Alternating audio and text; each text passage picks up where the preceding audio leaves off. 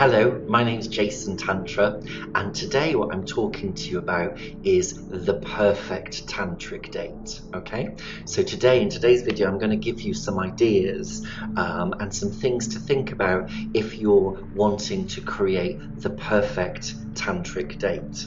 Now, before I talk about that, what I want to talk about is the way that we as men kind of connect with each other. And often I hear that it's like really dissatisfying for people. Like, you know, if you've ever had sex with somebody and they can't look at you and you're kind of like, where are you? Or you've ever had the experience when, you know, the person that you're with comes and you're like, did you just come? Did that happen? What was going on there? And just feeling really, really deeply disconnected from somebody. And it can kind of feel a bit lonely and a bit kind of isolating and just kind of feel like that you just haven't really been met. And that's not great. That's like, yeah, that's just feels like not living. And the experience of that can kind of affect your self-esteem, and yeah, not good. So today I'm talking about the perfect tantric date. Now, some of the ideas that I'm going to give you, you could do these with a long-term partner, could be your husband, boyfriend, lover, and it can also be somebody you met 5 minutes ago. It doesn't matter what situation that you're in. What I'm wanting to convey to you is the idea of setting up and creating something different from the normal type of sex or sexual experience that you have.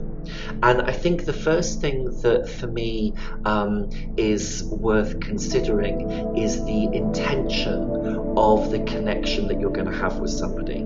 So if you're meeting somebody online, you know, and you kind of exchange, what are you into, what do you like to do, or if you're like with a partner, you kind of may find over a period of time that you're having the same sex that you've always had, and it just feels very, very samey. And so the idea of creating the perfect tantric date is to give you some ideas to do something different and something that's more enjoyable and something that is more satisfying to you. So for me, you know, when you're talking about this date, you're talking about meeting somebody. For me, it's about getting some practical things together and setting the intention. Like, for example, if you're in a long-term relationship, you could say, right, Thursday night this week is going to be date night. Okay, we're going to have date night, and what I'd like to do is something really beautiful for you in the living room, in the lounge room. Okay. And so you're starting to already set the intention that you're doing something different with a person. Or the other thing you could do if you've met somebody 5 minutes ago is online say, listen, you know, I've watched this amazing video online, okay? I've got some ideas. How about we do something a little bit different? Now, and for me, once you've kind of got that, that's the intention, and that's the already starting to make something different and already has the potential to make something far more satisfying for you. So some preparations, some things to think about. It might be that you want to create an area in your room, whether that's your bedroom, whether it's your lounge, your living room, dining room, but actually creating a space. And Tantra is about spirituality, so you could call it your spiritual place, or it could also feel like a place of meditation, a place of sacredness, a place of love. And for me, you know, just like creating that space. So creating it might be getting, if you've got a futon at home, futon mattress, or you've got a couple of duvets that you can cover in sheets. Basically what you're looking to do is create sort of like something the size of a double bed that's like thick on the floor, about that thick, that's soft, that you can lie down in. And that already starts to create your play space.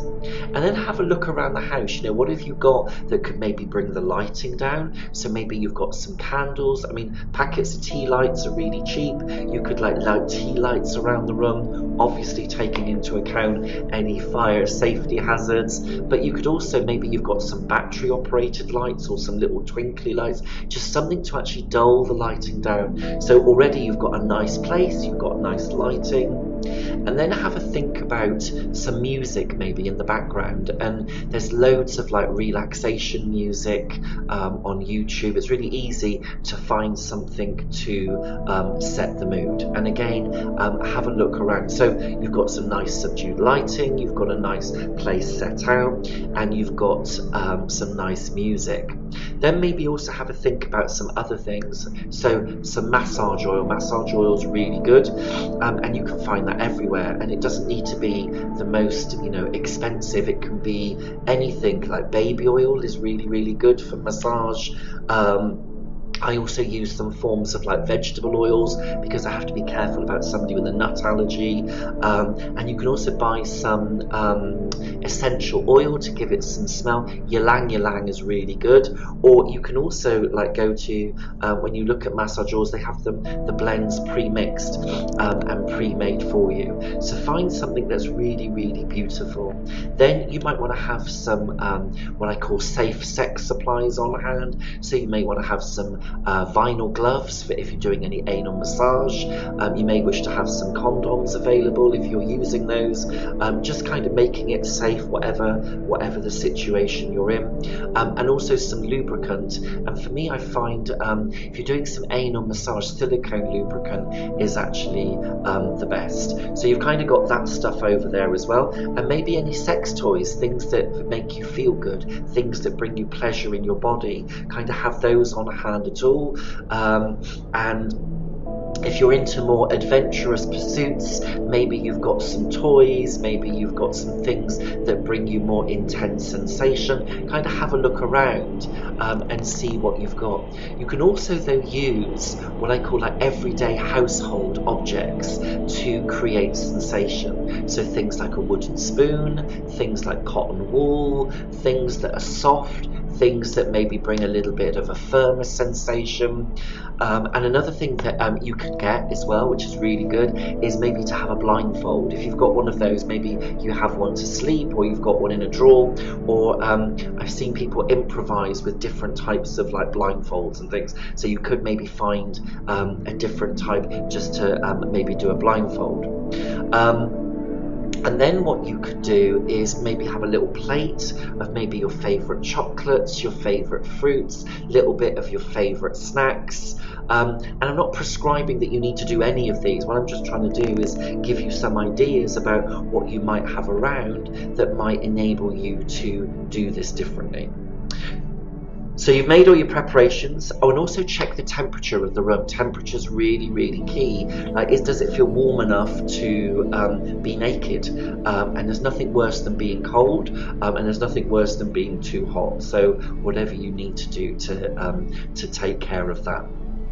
So you've got your date in front of you. Maybe you've known them 5 minutes, maybe you've known them 50 years. It doesn't matter, and anything else in between. And the first thing that I would suggest is just spending some time looking into their eyes, gazing into their eyes, and just making that connection where you're breathing together.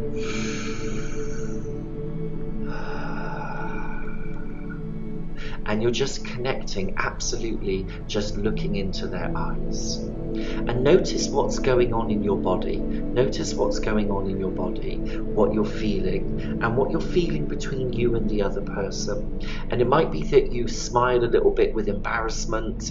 It might be that you feel a bit shy. But actually, this is a time that you're really truly being seen. You're really truly being witnessed.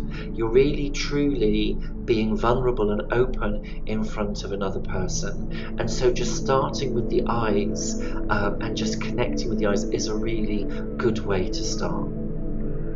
And then rather than just ripping off your clothes and chucking them on the floor, maybe do this like a ritual. So it's like doing it slowly, doing it with the intention of love, doing it with the intention of holding this person, giving them the best undressing that they've probably ever had. And very, very slowly, sensually, carefully undressing this person. And then when they're naked, maybe they then undress you.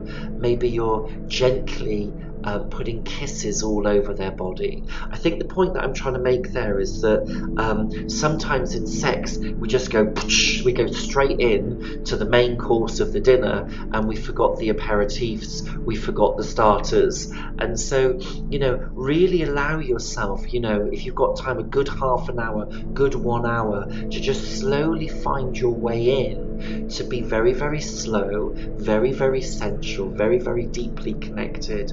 And then, you know, as the heat slowly increases, of course you can make that much more sexual. You can really bring that fire in. But I would kind of advocate maybe really slowing that down, and, you know, do that in an hour's time. You know, maybe make sure that you've got a good 2, 3, 4 hours to really share and to really enjoy each other.